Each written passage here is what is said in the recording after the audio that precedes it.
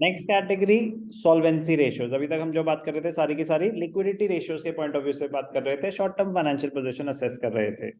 अब हम क्या कर रहे हैं, सॉल्वेंसी रेशियोज। सॉल्वेंसी रेशियोज किस पर्पस क्या है, to assess the long term financial position of the business entity. Long term financial position को एसरटेन कर रहे हैं। सॉल्वेंसी रेशियोज में हम क्या क्या पढ़ेंगे, डेट इक्विटी पढ़ेंगे, total assets to debt ratio पढ़ेंगे, प्रोप्राइटरी रेशियो पढ़ेंगे, इंटरेस्ट कवरेज रेशियो पढ़ेंगे और debt to capital employed ratio पढ़ेंगे। 5 डिफरेंट रेशियो, जैसे करंट लिक्विडिटी में सिर्फ 2 ही थे, सॉल्वेंसी में 5 डिफरेंट रेशियोज हम पढ़ने वाले हैं एक एक करके। तो पहली है डेट इक्विटी रेशियो, बड़ा ही मजेदार, बड़ा ही simple. Debt equity ratio, debt और इक्विटी को कंपेयर किया जा रहा है। इसकी सारी बातें मैंने अभी आपको वैसे ही बता दी।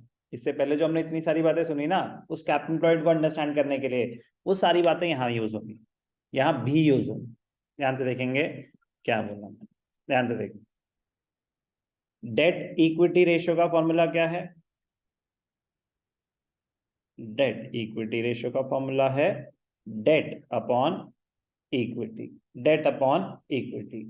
Now what is debt, debt is long term borrowings plus long term provisions. Debt is nothing else but your non current liabilities. but sir non current liabilities में तो 4 चीजें आती हैं।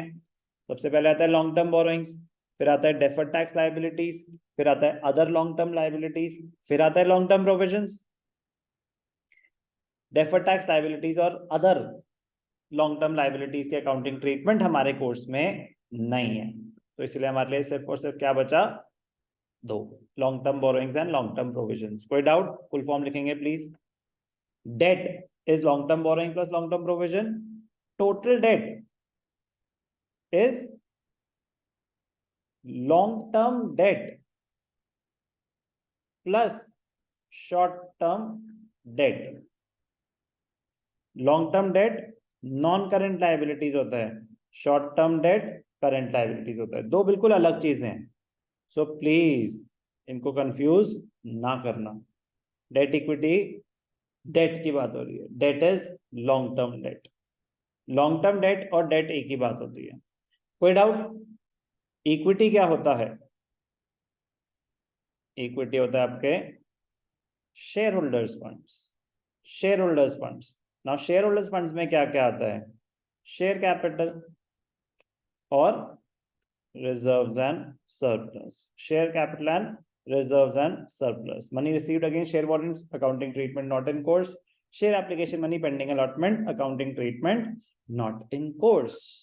तो बस अब आपको इसके अलावा ये पता होना चाहिए लॉन्ग टर्म बोरोइंग्स में क्या आ रहे हैं, डिबेंचर्स आ रहे हैं, बॉन्ड्स आ रहे हैं, लॉन्ग टर्म लोन्स आ रहे हैं, लॉन्ग टर्म प्रोविजंस में आ रहे हैं आपके provisions relating to retirement benefits, gratuity.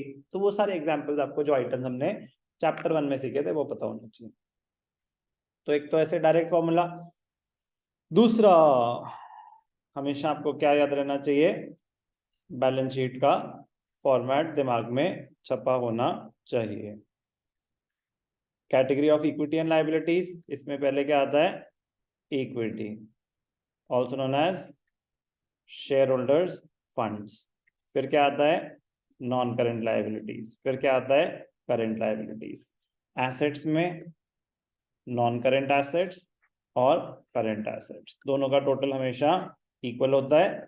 तो इंटरचेंजेबली कभी भी कोई मिसिंग फिगर निकालना हो तो ये चीजें यूज करी जा सकती हैं। अगर मैं आपको सारे फिगर दे दूं, बोलूं चलो डेट निकालो, तो नॉन करेंट लायबिलिटीज, तो total assets minus equity minus current liabilities, yes और नो, तो कोई भी मिसिंग फिगर निकल सकता है।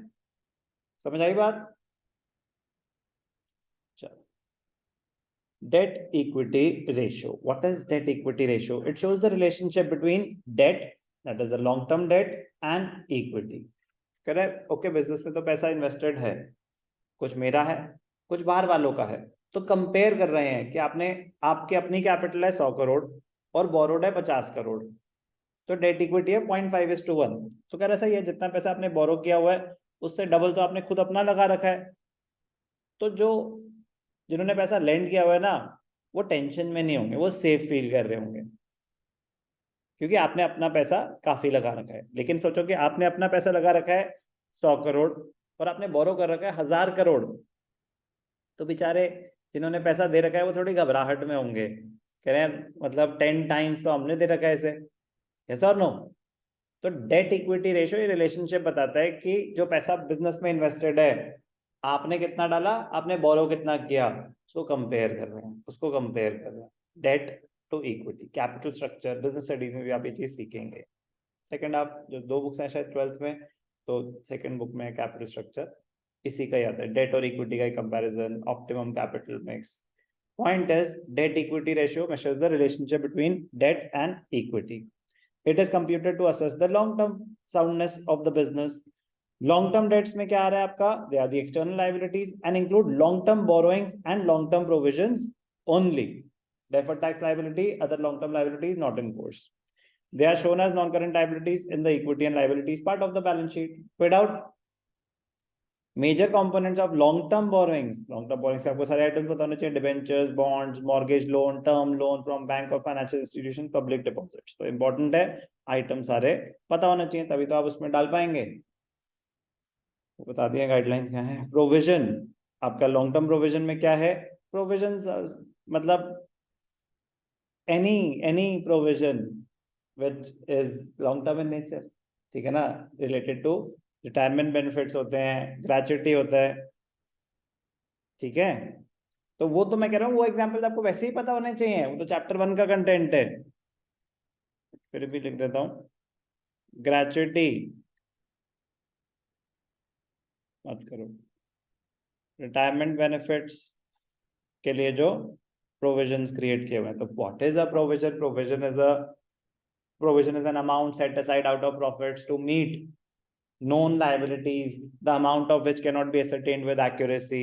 तो मीनिंग ऑफ प्रोविजन तो पता ही होना चाहिए। Long term provision, where the liability will arise after a period of 12 months, where the liability will arise after a period of 12 months। तो बाकी सारी बातें मैं बता ही चुका हूँ कि इक्विटी का कंटेंट क्या है, share capital and reserves and surplus. तो क्या डायरेक्टली अगर आपको इन्फॉर्मेशन गिवन है तो आप डायरेक्टली कर सकते हैं, बट कभी कभी किस्मत इतनी अच्छी होती नहीं, घूम के आना पड़ता है। तो घूम के जो आना पड़ेगा वो फिर मैंने आपको बताया कि क्या क्या हो सकता है। अब अगर एसेट साइड पे आ जाए तो non current assets plus non current investments plus long term loans and advances plus current assets, total assets हो गए, टोटल एसेट्स हो गए ना, माइनस करेंट लाइबिलिटीज, तो वो वर्किंग कैपिटल आ गई। वर्किंग कैपिटल क्या होता है? Current assets minus current liabilities, तो करंट लाइबिलिटीज ऑलरेडी माइनस हो गई, माइनस नॉन करंट लाइबिलिटीज, तो इक्विटी आ जाएगा। मतलब सिंपल टर्म में यही तो समझाया था मैंने आपको अभी कि अगर मुझे इक्विटी चाहिए तो इक्विटी क्या है? नॉन करंट एसेट्स सारे प्लस करंट एसेट्स सारे, तो total of the asset side minus current liabilities minus non current liabilities, यही तो है इक्विटी। यही करा उन्होंने नॉन करंट। अब नॉन करंट एसेट्स में आपके fix assets, tangible, intangible, non current investments, ये सब आते हैं, long term loans and advances, इसमें कोई doubt? Now working capital is current assets minus current liabilities, तो करंट एसेट ऑलरेडी इंक्लूड हो चुके हैं, करंट लाइबिलिटी माइनस हो चुके हैं, तो इसलिए अलग से नहीं करनी पड़ी। फिर कौन सी लाइबिलिटी माइनस करनी पड़ी? Non current liabilities. तो याद नहीं करना, समझना। समझ आया क्या हुआ? पक्का? फिर उसको तो और जैसे कि यही non current asset plus current asset क्या होता है? Total assets. करंट लाइबिलिटी और नॉन करंट लाइबिलिटी क्या होता है? टोटल डेट, तो total assets minus total date. कोई भी डाउट? क्लियर? पक्का? बाकी तो सब बता ही चुका हूँ। Debt equity, debt upon equity है। डेट आपको बता चुका हूँ, long term borrowings plus long term provision. Capital employed के भी कन्वर्जन आपको मैं बता ही चुका हूँ। अब जब capital employed is debt plus equity, तो उस फॉर्मूले से डेट भी निकल सकता है, कैपिटल एम्प्लॉयड माइनस इक्विटी। अगर कैपिटल एम्प्लॉयड गिवन है, इक्विटी गिवन है, तो डेट निकल सकता है। तो वो तो कन्वर्जन हो गई, बेसिक कन्वर्जन हो गई, उसका तो कोई लिमिट नहीं है, एक फॉर्मूला अगर समझ आ जाए तो। नाउ कि आइडियल रेशियो क्या होता है, उसका सिग्निफिकेंस क्या है। तो आइडियल रेशियो है 2:1। आइडियल रेशियो क्या है? 2:1, कि अगर 1 रुपया आप अपना डाल रहे हो, 2 रुपए बाहर वालों से बोरो कर रहे हो, कह रहे इतना चलता है, इतना एक्सेप्टेबल रेशियो, आइडियल रेशियो है 2:1। उससे ज्यादा है तो फिर मतलब जिन्होंने पैसा दे रखा है ना, उनके पास सेफ्टी कवर ज्यादा है नहीं, मतलब वो रिस्क ले रहे हैं, वो रिस्क ले रहे हैं। समझ आ रही है ना बात, कि आपने अपना पैसा डाला, एक बोरो कर रखा है, 3:1 हाई रेशियो है, तो जिन्होंने पैसा दे रखा है, क्रेडिटर्स, लॉन्ग टर्म क्रेडिटर्स जिसे कह सकते हैं, और आपकी लाइबिलिटीज जो लॉन्ग टर्म है, they are not safe, they are not safe. A high debt to equity ratio means that the enterprise is depending more on long term borrowings as against shareholders funds. कह रहा अपना पैसा कम, बाहर वालों पे ज्यादा dependent है. in effect lenders जिन्होंने पैसा दे रखा है, they are at a high risk, they are at high risk and they have low safety cover. low safety cover मतलब ज्यादा है नहीं सिक्योरिटी. मतलब अगर बिजनेस में 100 रुपीज इन्वेस्टेड है, 25 आपके, 75 बाहर वालों के इनके तो बहुत कम है, ज्यादा तो बाहर वालों के हैं, तो हमारा पैसा रिस्की है, हमारा पैसा रिस्की है. लेकिन अब क्योंकि क्या होता है, ऑर्डर ऑफ रीपेमेंट होती है ना, पहले बाहर वालों को और बाद में ओनर्स को. तो ये अगर ओनर्स के 75 होते हैं और बाहर वालों के 25, तो वो तो बहुत ज्यादा सिक्योर्ड है, तो वो तो बहुत ज्यादा सिक्योर्ड है, क्योंकि बिजनेस में 100 रुपीज इन्वेस्टेड है और आपके से 25 है, और अगर कल को कुछ हुआ तो पहले आपके पैसे मिलेंगे, तो आप सिक्योर्ड हो कि नहीं हो. समझ आए? क्लियर? तो 2:1 तक एक्सेप्टेबल मानते हैं, 2:1 तक एक्सेप्टेबल मानते हैं, उससे ज्यादा नहीं. और अगर लो रेशियो है, अगर लो रेशियो है, तो इसका मतलब बिजनेस जो है ना, वो ज्यादा बोरोइंग्स नहीं कर रहा, वो अपना पैसा ज्यादा लगा के बैठा है. तो जब आप शेयर होल्डर्स शेयर्स इशू करते हो, तो आप अपनी ओनरशिप भी तो डाइल्यूट कर रहे हो. आपने पैसा रेज कर लिया शेयर्स इशू करके, लेकिन जैसे जैसे आप शेयर इशू करते रहते हो, आप अपने बिजनेस का उतना हिस्सा डाइल्यूट करे जा रहे हो. बात समझ आई? जरूरत नहीं है, अगर आप कॉन्फिडेंट हो अपने बिजनेस को लेके, तो there is no harm in taking loans, क्योंकि लोन का तो इंटरेस्ट फिक्स्ड होगा और बाकी सारा प्रॉफिट आपका. लेकिन अगर शेयर्स इशू कर रहे हो, तो शेयर होल्डर्स, तो उनको तो डिविडेंड मिलेगा, that is distribution out of profit. ज्यादा प्रॉफिट होगा ज्यादा देना पड़ेगा, कम प्रॉफिट होगा कम भी देना पड़ेगा, लेकिन कोई लिमिट नहीं है, अपर लिमिट. यस और no? On the other hand, a low debt equity ratio means that the enterprise is depending more on shareholders funds, owners funds, as against long term borrowings.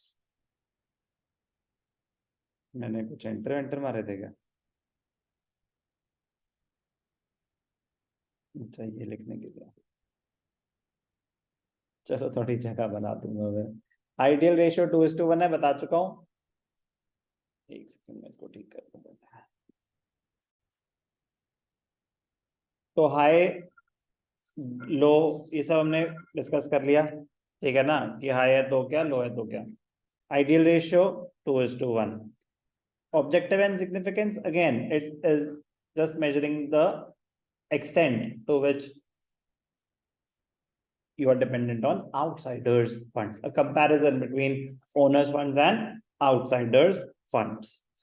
The purpose is to calculate is to measure the ratio in which long term borrowings or external funds and shareholder funds are invested in the company, the ratio, to assess the long term financial position and soundness financially कितना strong है, कितना आप secured है payments करने के लिए. The extent to which the enterprise depends on borrowed funds for its business. Solvency ratio का सबसे important ratio debt to equity ratio.